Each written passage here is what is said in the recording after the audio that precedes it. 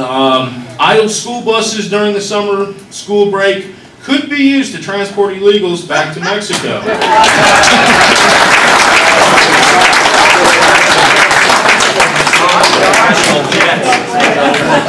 Jets are expensive. I got no problem throwing out for some decent. Hey, they came in locked trucks. So, they came in under much worse conditions. I mean, a lot of them died trying to cross the border. The other thing that I didn't include here is that we need a double fence, high-speed road with lights, motion sensors, ground sensors around towns. So if they're digging, we know they're groundhog nest next to the fence. I want to know about it. We're paying for one that didn't work. Why can't we, as a nation, boycott travel to Mexico and hurt their money structure by not visiting all these hotels, beaches? We got plenty right here. Nothing stopping you from boycotting it. Well, I am the key is to get, start a movement, start a Facebook group, start a, yeah. Yeah. Let me tell y'all something. We are being hit at so many different angles. Choose your topic and go after it. Get a couple people around you that believe the same way. And my main thing is the financials, because that is the root of all the evil. My point is, if we don't go there, they'll start policing their own borders.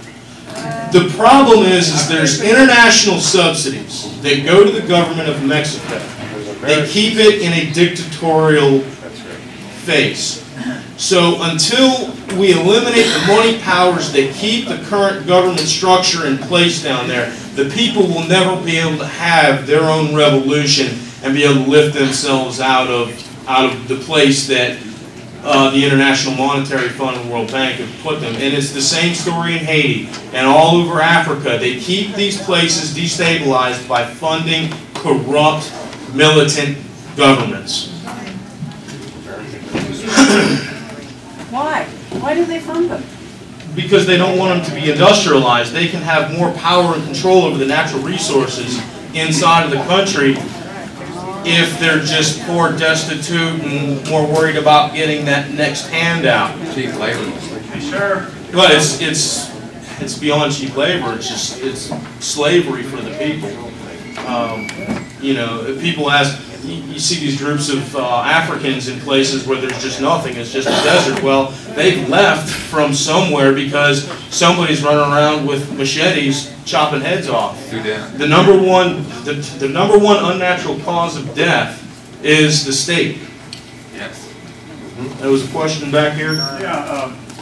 Excuse me, but you don't think this could happen in this country here? Oh, I absolutely believe it could happen here. I think the president's already come out and said he's going to have civilian policemen. They're federalizing the Boy Scouts and the Explorer program to go after, quote unquote, angry and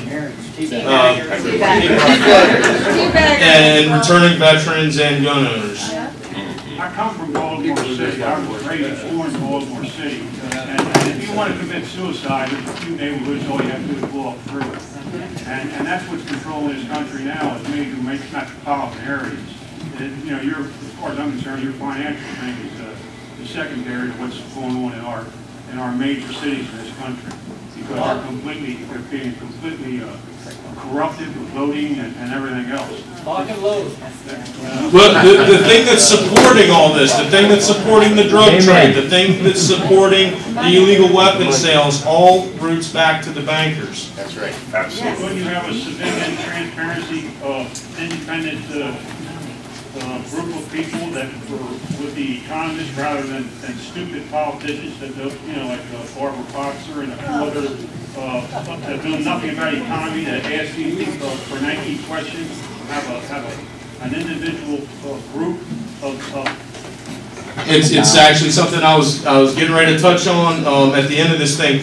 My ideal congressional conference committee, whatever you want to call it. A lot of you guys who watch C-SPAN have seen this. You got all the congressmen wrapped around like a U, and usually it's just one big table. I see two tables. At one table I see the list of people that I said: Ben Bernanke, Henry Paulson, Tim Geithner, Alen Greenspan. And at the other table, I have people like G. Edward Griffin, Max Kaiser, Webster Tarpley, The people that have been following this fraud, that understand it, that know every single detail. I don't know everything there is to know about this. There are many more people that know a lot more than I do. I'm only 29 years old, but I'm doing the best I can. You know, I'm running third party. I'm running third party because I believe both of the parties are corrupt. In this state, I worked with the Republicans for a year and a half. I went to their meetings, and I went to their summer conferences. And you're wasting your time if you think that you can change their minds. Priscilla Rakestraw supports Mike Castle's vote for the D.C. gun ban, which was later overturned by the Supreme Court. It's a fundamental Second Amendment issue, and they can't even get that right. You know, and this is the leadership of the Republican Party. Now, that's not to say that in other states that you know, the Republican Party might be able to be saved. Everybody's cheering this Scott Brown thing. Well, he voted for Romney Care, which also included fines for not having health insurance.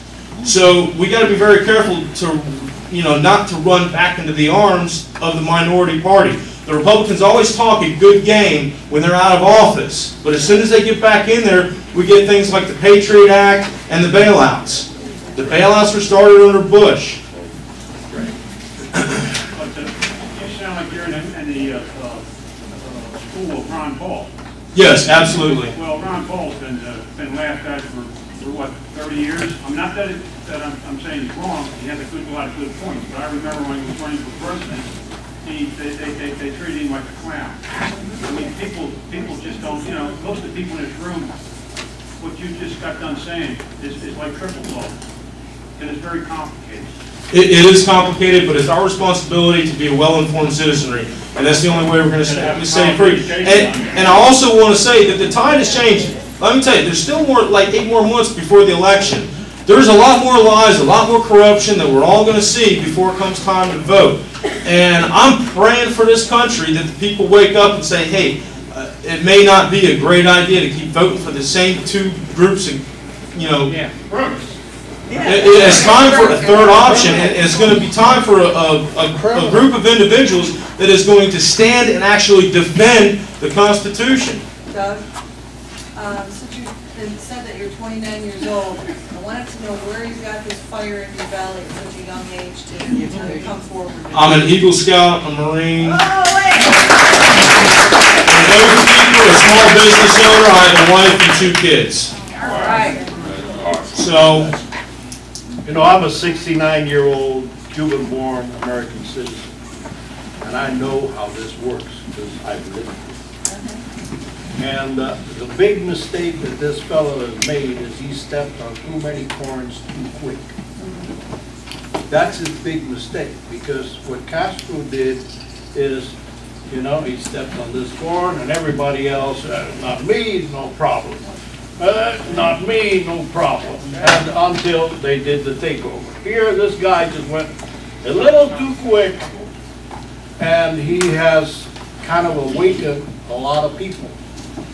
But we are having, the majority of the people are against. We have to have a pro. If we do not have a viable pro as a platform, we're going to get trucidated sooner or later. We don't get power, and we cannot get power to just for the sake of power. We need power to be able to accomplish. And we better get our act together and get a strong platform that we can come in. And we know the one thing is, you know, I'm an old guerrilla fighter. You can't fight too many fronts at one time. You got to pick your time and you got to pick your fight, because that's the only way you're going to win. Here's a question. Is there a question there? no, I totally agree. And like you said, you know, you got to pick your fight. I've picked my fight. My thing is the banking. I can't do it alone. I need, you know, everybody in this room, you know, times 100 to scatter out and go all these different directions and fight back against all the different areas, like the education. You know, what would education be if we were to completely wipe out the Department of Education? Better. That's what I'm talking about.